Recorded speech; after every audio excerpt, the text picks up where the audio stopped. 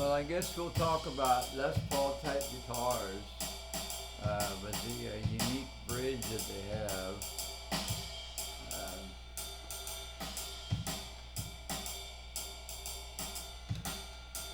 on a Les Paul, it's probably the easiest one to set up. I lowered the action, and you don't have to worry about individual saddles on a Les Paul type. Let me get back here.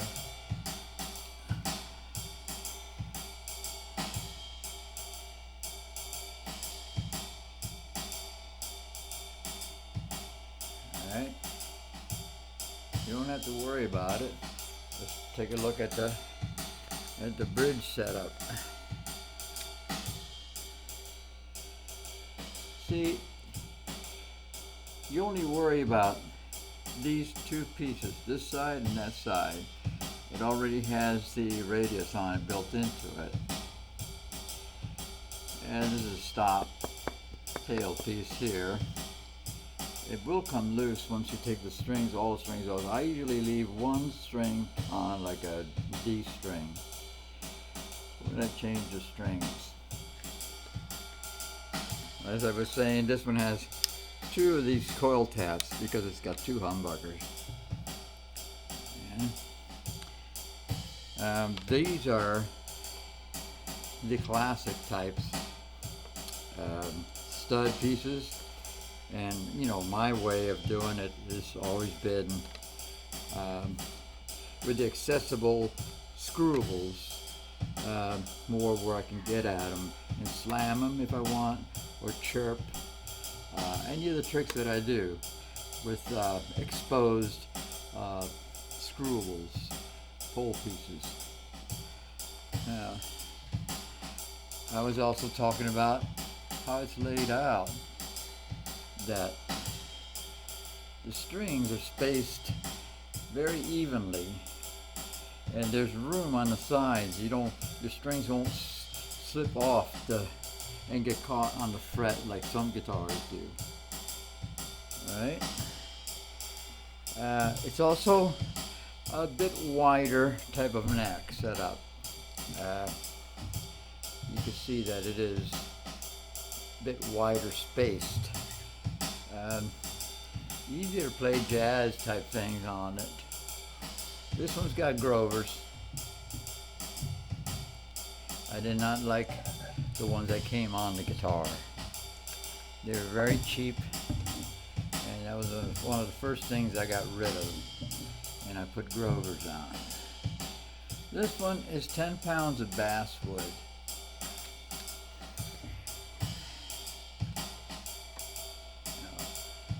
It's got a little belly because most Les Pauls have some sort of rise here. They're built different. It's kind of like wraps around this way around your body. Actually, it's pretty comfortable. If it wasn't for the weight, you know, they would be even more comfortable. But now, the real thing that I was trying to talk about is that strings. Let's see if I can get back here where I can see better. Do you see how it's wrapped around a center string piece? That comes unraveled when I get excited and I go to bend the string. This is the high E. So that's why I break strings on a Les Paul. If it doesn't have a vibrato bar, there's no real place for me to go to express myself except bend it to the max, and I do that. But I found a cure now. I protected the first E string, and the next one that sometimes breaks is the B string, but not that often. It's mostly the E string, which is 009. The 011 is the B string, and I don't have much problem with that. What I found take, this is aluminum tape. Let me see if I can see it. That is aluminum. Aluminium. Aluminium. Aluminio in some Latin languages. Now, I cut a strip like this. Let's see, what is it? Okay. Then, this time I took and I cut it in half.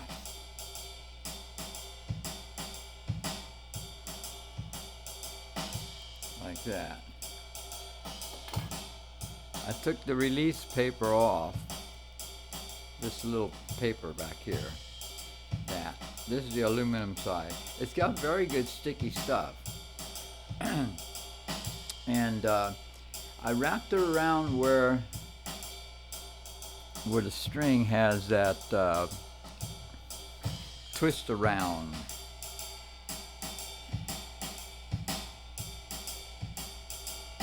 That twistiness is where it becomes unraveled when I wank on the string real hard, to get a vibrato effect. Or sometimes if I go real wild with a vibrato, it'll pop.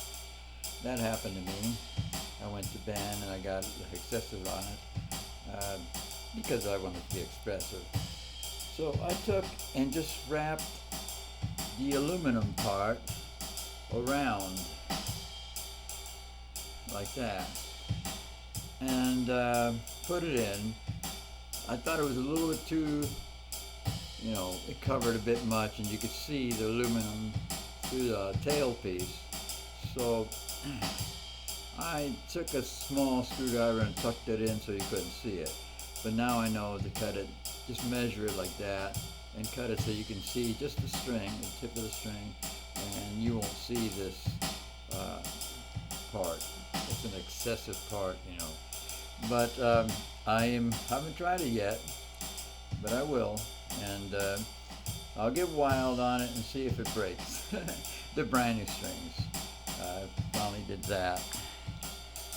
And I believe that this is a cure for a Les Paul type guitar. Take a look over here. Let's see, I have to look at the camera behind it just to see what the heck I'm doing. I don't have a monitor right now set up. I could set it up, but I'd have to run an HDMI all the way to that monitor over there. Back at my other studio, the three-wing studio up in New Hampshire, I had that set up already. That camera always stayed put. I didn't move it. I have two cameras. The one that you're seeing, this altar, and the one over there. Usually I have these two here. See? These two. And one I've numbered number 1 and the other camera number 2 so I don't get them confused. And then the other sound, this is the third. It goes 1, 2, and 3, and this is the third slider for that camera that I'm using right now to video this particular presentation of what to do with a Les Paul type. You don't have a whammy bar, so if you get excited like I do, or emotional, that string will come undone. And it doesn't break at the bridge, even though it's kind of sharp. Let me show you that.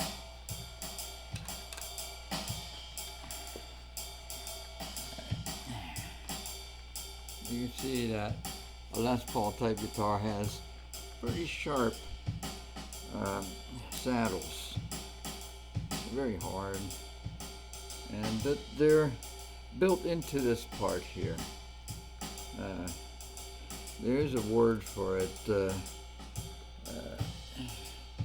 They call it microphonic, or not microphonic. It's an adjustable thing, but it's only adjustable for intonation, not height. Relative height is set into that type of bridge. Uh, so this little guitar is Jenifer, and she is 10 pounds. So this happens to be an 11, but I don't have any 9s, so I couldn't replace that one. I had to replace all of them. I had to just put all 6 strings on. Since they didn't have rust on them, I was, normally I would just put another string on, but it's, I might as well change them all, and that's what I did. That way I can start afresh. And that's the cure for that. Just a little piece of this aluminum tape. It's got very good glue stuff. Once you put it on and wrap it around, it's pretty much on there. It won't come off. And I'm pretty happy with the idea that came to me. Now it's just a matter of proving it, seeing if I'm going to be able to play and get emotional and not, that string, it doesn't break. For a long time I thought, it breaks, and it doesn't break at the bridge. It doesn't. It's rounded off enough to not dig into the string like that, like I thought it was doing. It actually just pulled out and unraveled where it holds the string. The ball, the string goes through the stop tailpiece, and it goes up to the ball end, and it pretty much just stays there. It does not go past that point. So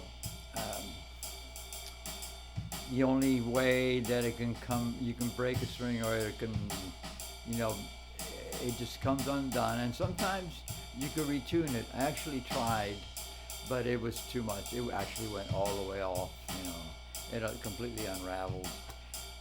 So I couldn't do that trick where it just unraveled a little bit and you can retune it. But that didn't happen. So that's Jenifer. And I do like this guitar. I don't have, you can see that this guitar doesn't have my triangle emblem anywhere, because I didn't really do any real modification except put classic Alan Holdsworth type pickups on it, and with the 22 holes on the humbuckers. It's 11 per coil. It's the same deal with coil A, coil B, and today I was playing at a church with this guitar, not my PRS, which I normally use a PRS with the little birdies.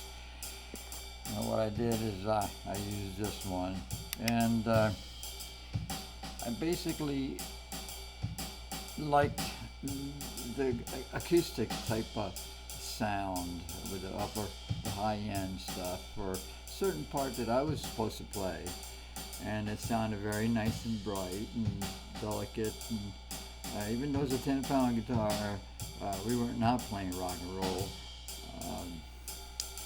I had it set on the lowest amount of saturation, the lowest amount of gain, which is crunch on that amp.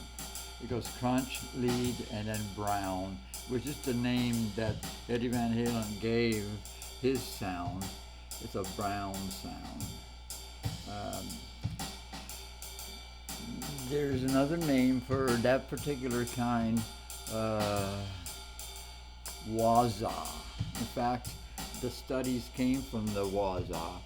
It's a $2,000 type of amp that makes that sound, Waza. It's a head. It's not a real high watt head either, but it gets you that super, mesa boogie type of punch to it. It cuts through the mix very easily, and on some tunes I use that sound. Let's see, Promise is Broken is one of my tunes, and I use that sound because the lead sound is for like a rock, classic rock, but on the treble side. It didn't quite fit that tune, so I used a heavier Mesa Boogie type rectifier, dual rectifier really what it is. So basically that's all I need to say. Oh yeah, another detail. I did put the black knob on Jenifer. I took the white knob off. It wasn't fitting too good, but when I put this black one on, it fits perfect. It is that thin. I had to wrap basically. I think it was Teflon tape I wrapped around it because it was too loose. That cream one was too loose. This one is perfect. It's made for the Les Paul switch. It's kind of a spring-loaded, dual spring-loaded, and in the middle it floats. I don't know if you ever seen the action of it or took one apart, but basically you can hear that. In the middle it sort of just floats there, and it locks in on the sides, but it's spring-loaded. Very unique type of switch. Ingenious design. And that is Jenifer. Definitely on the Les Paul side of things. And I own a Les Paul. That Les Paul was not stamped a 2, a second. And they should have, because as you looked at the guitar from this end, let me look behind the camera.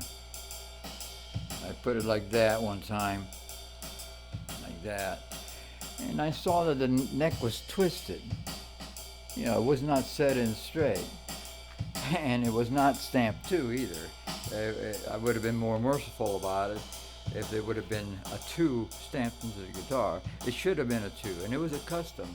It had the ebony neck, the big block inlays, and all that. That's my experience with Gibson, all right? Supposedly a reputable company, but the best thing about it was the frets were excellent, but the neck being twisted kind of turned me off. Anyway, and it was 10 pounds, just like this one. So I'm used to that. God bless.